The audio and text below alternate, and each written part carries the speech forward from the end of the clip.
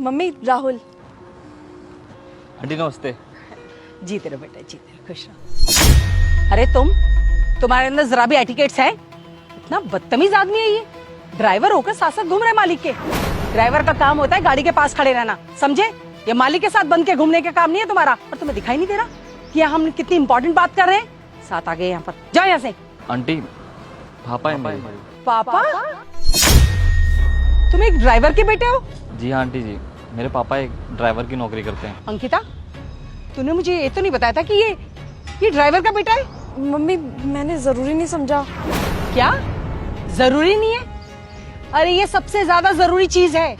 कम से कम मुझे पता होना चाहिए कि मैं अपनी बेटी की शादी जिस घर में कर रही हूँ वो लोग हैं कौन, कहाँ से आते हैं, उनकी हैसियत क्या है।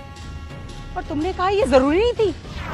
देखिए आंटी जी, इससे क्या फर्क पड़ता है कि मेरे पापा क्या काम करते हैं? फर्क इससे पड़ता है कि मैं अंकिता से कितना प्यार करता हूँ। देखिए आंटी जी, मैंने आपसे कुछ भी झूठ नहीं बोला है। आपने कहा था कि आपको मेरे पापा से मिलना है तो मैं आपको मिलाने ले आया। मैं चाहता तो आपको झूठ भी बोल सकता था, लेकिन मैं झूठ के सहारे अपने रिश्ते की शुरुआत नहीं करना चाहता था। अच्छा, तुम्हें लगता है कि तुम मुझसे झूठ बोलते और मैं तुम्हारी बात पे यकीन कर लेती। सुनो, मैंने अपनी जिंदगी ऐसी नहीं निकाल दी है। आदमी की शक्ल देख के ना उसकी औकात का अंदाजा लग जाता है मुझे, समझे?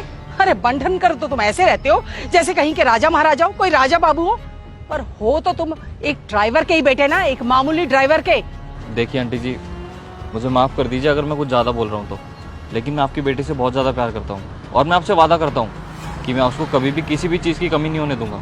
हाँ बहन जी, आपकी बेटी को हमारे घर में कोई कमी नहीं होगी, बहुत खुश रहेगी हमारे घर में। तुम्हें क्या लगता है कि मैं तुम्हारी चिकनी चुपड़ी बातें सुनकर अपनी बेटी की शादी के लिए राजी हो जाऊंगी? एक ड्राइवर के बेटे से अपनी बेटी की शादी करवा दूंगी? अरे जितनी तुम्हारी सैलरी है ना, उतना तो मेरी बेटी 2 दिन में खर्च कर देती है, समझे तुम?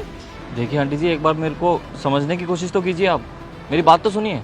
मम्मी ऐसा नहीं है, राहुल बहुत अच्छा लड़का है, ये बहुत मेहनती है, मेरे को बहुत खुश रखेगा। अंकिता बिल्कुल चुप। नानी, ऐसा क्या जादू कर दिया इस लड़के ने कि तेरा दिमाग खराब हो गया? तुझे कुछ दिखाई नहीं दे रहा कि तू किस घर में रहती है, किस हैसियत से तू ताल्लुक रखती है और कहाँ जाना चाहती है? सुनो, ये शादी नहीं हो सकती और आगे से ना मेरी बेटी के आसपास नजर मत आना, समझे? चल अंकिता। मम्मी एक सेकंड मेरी बात तो। आंटी जी प्लीज एक बार रुकिए, एक बार मेरी बात तो सुन लीजिए, उसके बाद चाहे आप जो फैसला लोगे वो मुझे मंजूर होगा। बोलो, क्या बोलना है तुम्हें? देखिए आंटी जी, आपकी बेटी और मैं एक दूसरे से बहुत ज़्यादा प्यार करते हैं। भले ही मेरे पापा एक ड्राइवर की नौकरी करते हैं, लेकिन उन्होंने मेरे को इस काबिल बनाया है कि मैं एक बहुत अच्छी नौकरी पा सकता हूँ। देखिए आंटी जी, आप लोग बहुत पैसे वाले हो, लेकिन ऐसा तो नहीं है ना कि आप लोग शुरू से ही पैसे वाले होगे। आपके घर में भी तो किसी ने मेहनत की होगी ना। मैं आपसे वादा करता हूँ, मैं भी मेहनत करके एक दिन अपने परिवार का वक्त बदल दूंगा। आंटी जी, आप इसके लिए भले ही कोई बहुत बड़ा पैसे वाला आदमी ढूंढ लोगे, लेकिन इस बात की मैं भी आपको गारंटी देता हूँ, मुझसे ज़्यादा प्यार इसको कोई नहीं कर सकता। देखिए आंटी जी, आपने मेरे पापा की बहुत बेइज्जती कर ली, इससे ज़्यादा मैं बर्दाश्त नहीं कर सकता। अब आपका जो भी फैसला होगा वो आप मुझे बता दीजिएगा, मुझे मंजूर होगा। चलिए पापा। मम्मी प्लीज राहुल को रोक लो, मैं इसके बिना नहीं रह पाऊंगी। राहुल रुको बेटा। देखिए भाई साहब, बात मेरी बेटी की थी, इसलिए मैं बहुत ज़्यादा गुस्से में आ गई। आप समझ सकते हैं मेरी परेशानी। हर माँ चाहती है कि उसकी बेटी एक अच्छे घर में जाए, सुखी जीवन जिए, शायद इसलिए मैंने बहुत ज़्यादा रिएक्ट कर दिया।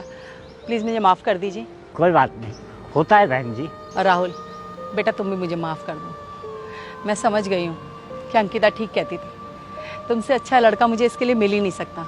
तुम सचमुच मेरी बेटी को बहुत प्यार करते हो और तुम इसे हमेशा सुखी रखोगे, ये भी मुझे विश्वास हो गया है। और भाई साहब, अब जल्दी से पंडित जी को बुला के हम लोग एक अच्छा सा मुहूर्त निकलवाते हैं। मतलब आप इस रिश्ते के लिए तैयार हो?